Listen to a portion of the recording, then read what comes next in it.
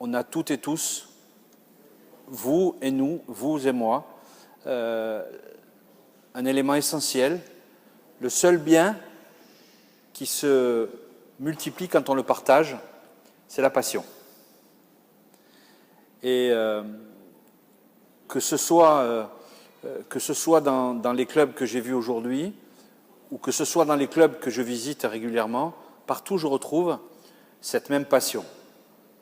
Cette passion, cet engagement, c'est sans doute le bien le plus précieux, et c'est celui qui nous a conduits à proposer un projet ambitieux et de réforme en profondeur de notre fédération.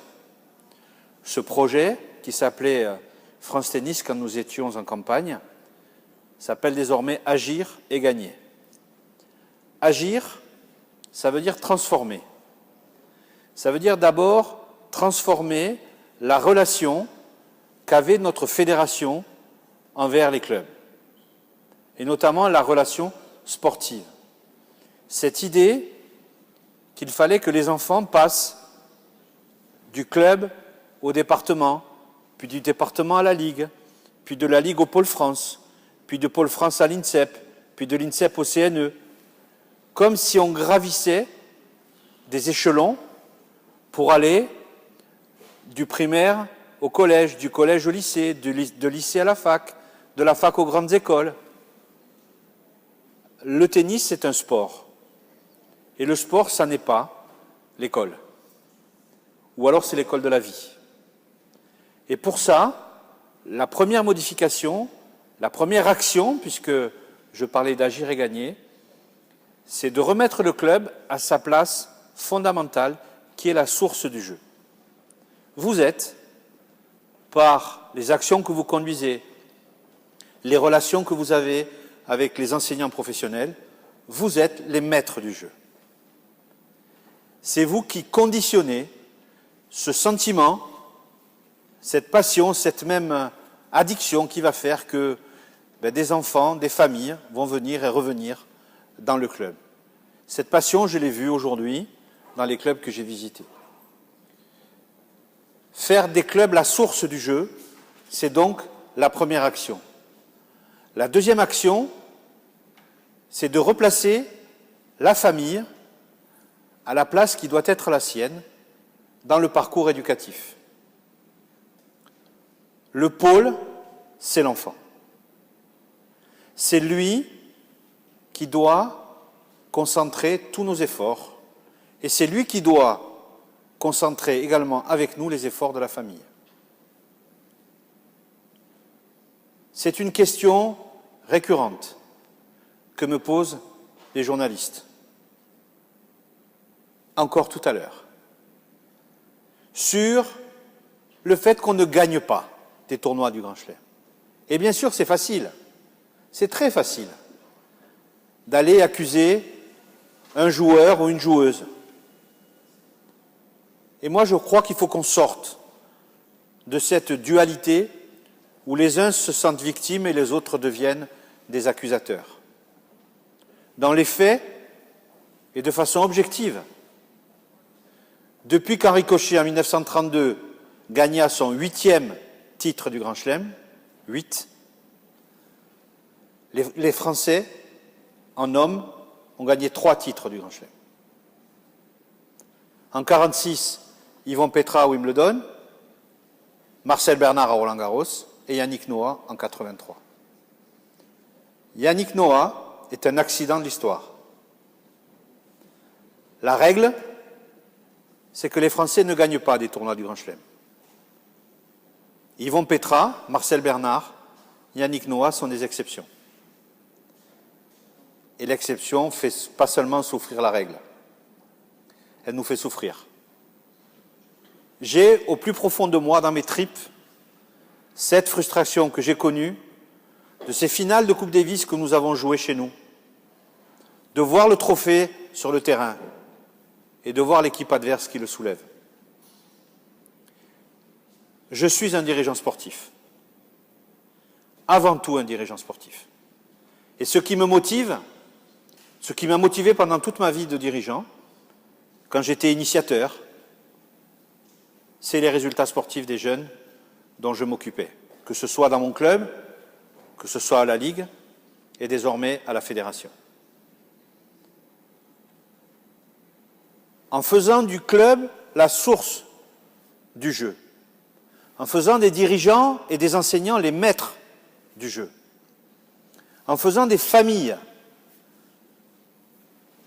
l'essence même de ce qui va constituer ce réservoir à émotions. L'affection des parents construit ce réservoir émotionnel qui permet, lorsqu'on arrive au plus haut, d'avoir la capacité de rivaliser avec l'adversaire. Ça, c'est agir. Et on ne peut pas gagner si on n'a pas agi. Ensuite, le troisième élément de notre organisation, c'est la dimension internationale. Il faut que très tôt, les meilleurs jeunes se confrontent au niveau international. Je le dis très clairement, le niveau national n'existe plus. Ce qui compte dans le tennis mondial, c'est le niveau international. Quand Ostapenko, à 12 ans, vient gagner le tournoi du TCBB,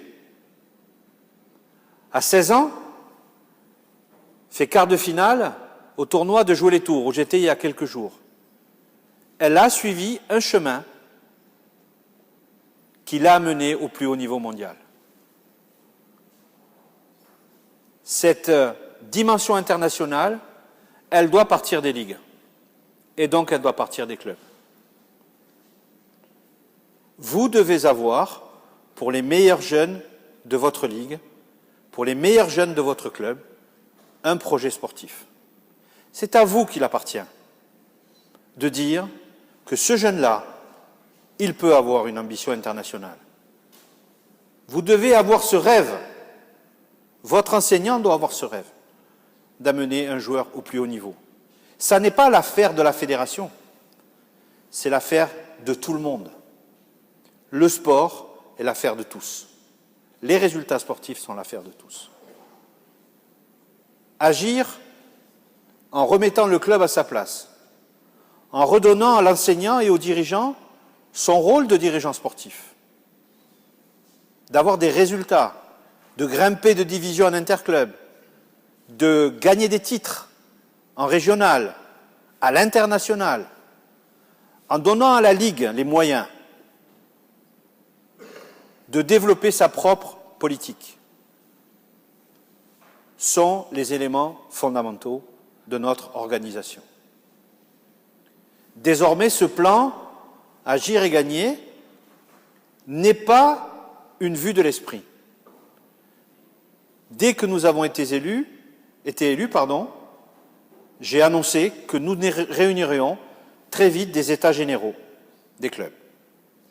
Ces états généraux ont été organisés le 1er avril et ont dégagé 52 actions, dont certaines ont d'ores et déjà vu le jour. Les 3/4 de ces actions concernent le fonctionnement des clubs.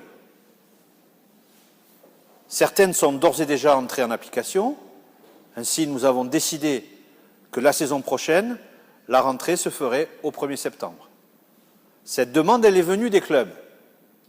Depuis des années, on entend parler de ce problème du début du changement de saison. Et à chaque fois, quand nous étions en comité de direction, il y avait cette hésitation. À partir du moment où les États généraux ont parlé, eh bien, nous avons réuni le 13 mai une assemblée générale, et cette assemblée générale a acté des décisions donc, que vous avez d'ailleurs, en tous les cas je le souhaite, validées aujourd'hui par votre vote. Une des actions majeures, c'est la simplification administrative et technique pour la vie des clubs. Alors, quelles décisions avons d'ores et déjà nous prises? La première, c'est de déconnecter la DQDN4, ce qu'on appelait la pré-nationale, du niveau national. Désormais, les obligations qui pesaient, notamment sur la question de l'arbitrage, sur la DQDN4, seront de la responsabilité de la Ligue. Deuxièmement, nous avons modifié les règlements en ce qui concerne les qualifications. On fait sauter ce verrou du 31 octobre. Vous pourrez engager dans vos équipes des joueurs qui ont été récemment, ou en tous les cas qui auront été licenciés jusqu'à la veille de la rencontre par équipe. De redonner à la vie sportive de la souplesse, de la simplification. Nous avons également engagé des actions structurantes sur des questions de gestion. Dès le mois de janvier, les clubs qui le souhaitent pourront avoir un service de paye en ligne, avec l'assurance de ne plus risquer d'avoir un contrôle URSSAF parce que le paramétrage de la fiche de paye n'est pas le bon. Nous allons également, accompagnant cette mesure, mettre en place la hotline juridique et sociale pour aider les clubs à élaborer des contrats, à prévenir les risques de contrôle URSSAF parce que simplement on a mis en place un contrat qui n'est pas conforme au règlement dont on connaît l'extrême complexité aujourd'hui. De la même façon, dans la gestion des clubs, eh bien, nous assurerons et nous optimiserons la présence de vos conseillers en développement qui seront les yeux et les oreilles au travers notamment des comités départementaux de l'activité de la fédération. Simplifier la vie sportive, aller progressivement vers une compétition qui soit lisible et compréhensible, notamment par les parents. Nous mettons et nous avons mis un terme à l'âge réel. Désormais, pour les petites catégories, les moins de 11 ans, les tournois se joueront par niveau. Qu'on ait 8 ans, qu'on ait 9 ans, qu'on ait 10 ans, eh bien, on jouera orange, on jouera rouge, on jouera orange, on jouera vert. Le classement des enfants commencera à tourner à partir de la catégorie verte de façon à les engager vers la compétition. L'année prochaine, le classement des jeunes va évoluer. Il aura moins d'impact en termes de résultats que ce qu'il en a aujourd'hui, de façon à limiter l'écart qu'il y a sur le terrain entre le niveau du joueur ou du jeune et son classement. Il y aura une modération des résultats de façon à ce que progressivement, eh bien, le 15-3 jeune ait un niveau de jeu qui corresponde à celui du 15-3 adulte. D'autres actions sont actuellement en train d'être mises en route. Nous allons annoncer très prochainement à notre congrès fédéral un plan d'action qui va être destiné à mettre en œuvre tout ce que les États généraux ont fait remonter, et ce plan d'action, nous allons l'appeler FFT 360. FFT 360 comme 360 degrés. Cette idée que nous sommes une fédération intégrale et que chaque action que nous devons conduire doit avoir un effet sur l'ensemble de notre écosystème. La fidélité, l'engagement doivent être récompensés. Un dirigeant fidèle, un dirigeant qui est au service du tennis depuis de nombreuses années, eh bien, doit pouvoir être reconnu et bénéficier davantage. Un compétiteur engagé doit lui aussi pouvoir bénéficier de certains avantages et notamment pouvoir acheter avant les autres et en tous les cas avant le grand public des places pour Roland-Garros parce que le tennis est sa passion et idem pour les dirigeants. Cette organisation, elle va reposer sur une réelle innovation. L'année prochaine, la licence va devenir une application. Et plus généralement, le tennis français va avoir sa propre application qui va permettre de toucher tous les fans de tennis, tous les passionnés, tous les pratiquants, et parmi eux, les licenciés auront dans cette application leur propre univers.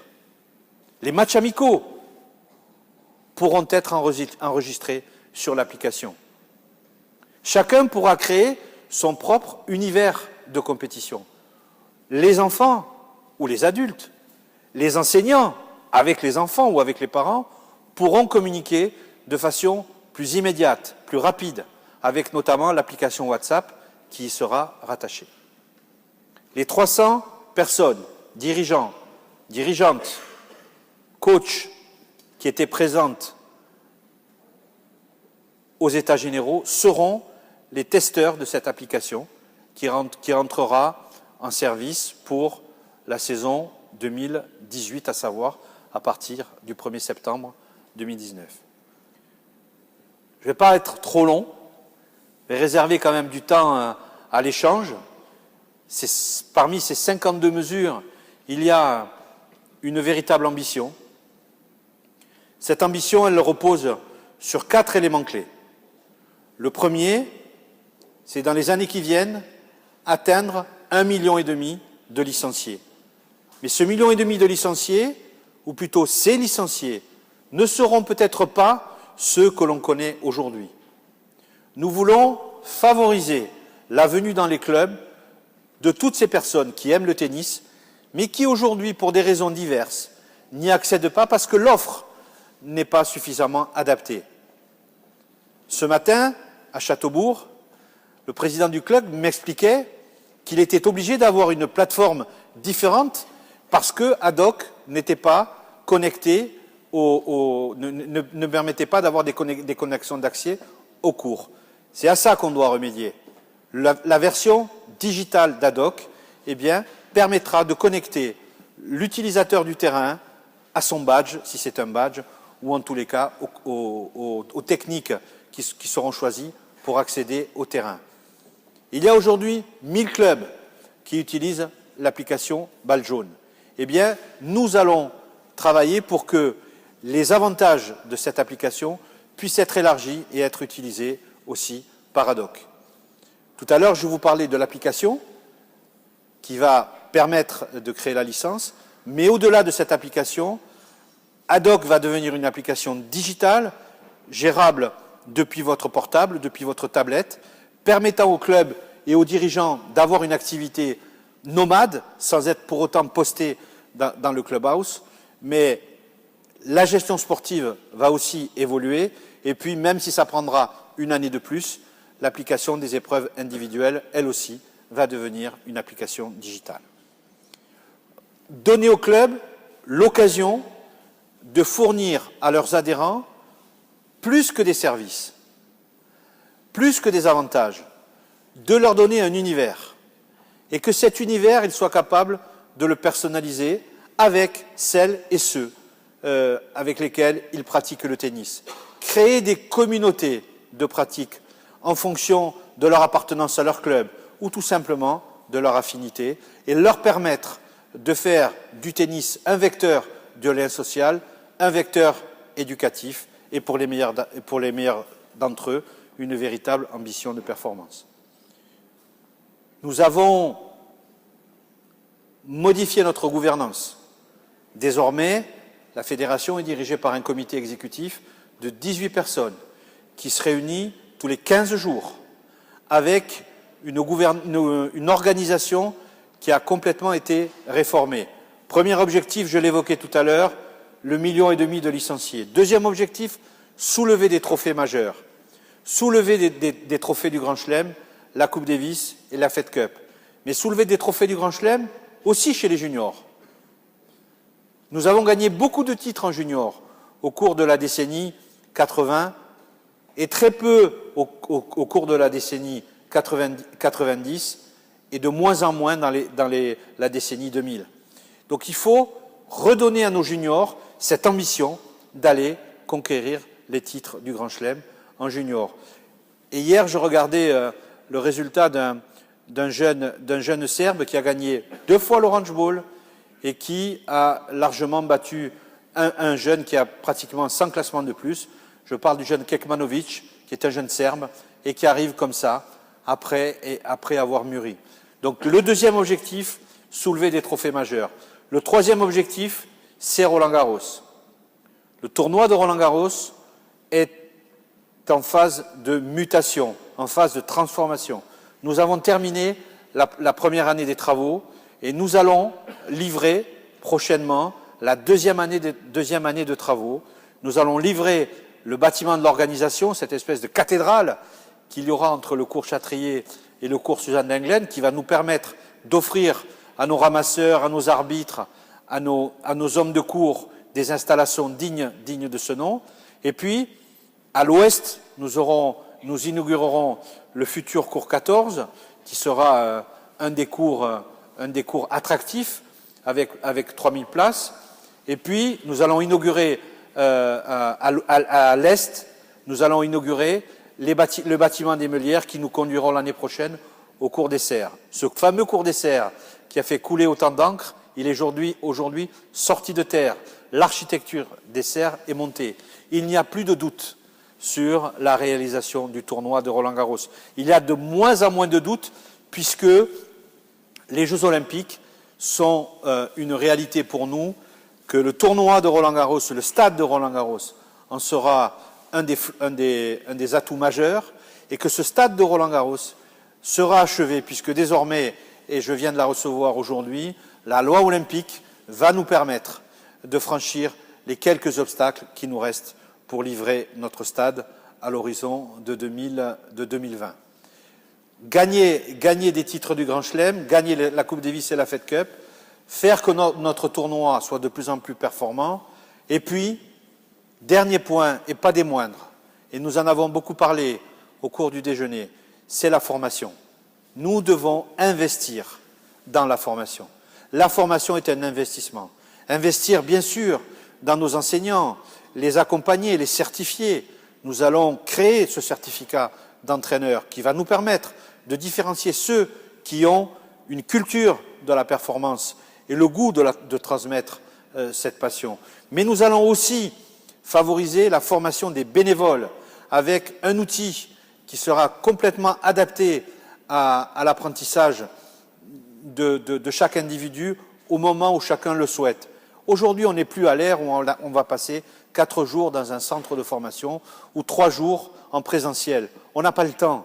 On n'a pas le temps. En revanche, avoir des applications qui, module par module, vous permettent d'acquérir parfois simplement les informations qui vous permettent de mieux gérer votre club, ou mieux les compétences qui vous permettent de mettre en œuvre les actions que vous conduire, ou à défaut de connaître les personnes compétentes sur qui vous allez pouvoir vous appuyer. Tout ça, cette dimension des ressources humaines, elle va se mettre en place au travers d'un institut de formation fédérale qui va créer du contenu, qui va créer des ressources qui seront ensuite diffusées dans les centres de formation régionaux comme celui que vous avez ici en Ligue de Bretagne. Donc vous voyez, ce projet, c'est un projet enthousiasmant. Moi, je suis un entrepreneur du tennis. Je suis un bâtisseur. Mais je suis aussi quelqu'un qui a envie de donner à la fois du rêve aux plus jeunes, de l'espoir à notre organisation et puis du bonheur, tout simplement. Le bonheur de jouer, le bonheur de partager nos expériences et le bonheur aussi de voir que les actions que nous conduisons, eh bien, à leur tour, élargissent notre audience et notre attractivité. Attention, je ne méconnais pas les difficultés. Je sais que le tennis français a passé ces années des derniers mois difficiles, que son image a été écornée, que nous avons rencontré de nombreuses difficultés. Mais je veux regarder devant. Je veux surtout aller dans le sens de la transparence, de l'honnêteté et de l'éthique. Nous avons été la première fédération à adopter le 13 mai dernier le principe de la constitution d'un comité d'éthique. Ce comité d'éthique est nommé. Il est composé de 8 personnes indépendantes avec des juristes, avec des sportifs de haut niveau qui ne sont pas du tennis et qui vont constituer ce toit de verre dont nous avons besoin pour garantir à tous, et d'abord à vous, que la fédération est gérée de façon honnête, de façon transparente et dans l'intérêt du développement de notre sport et de son rayonnement en France et dans le monde.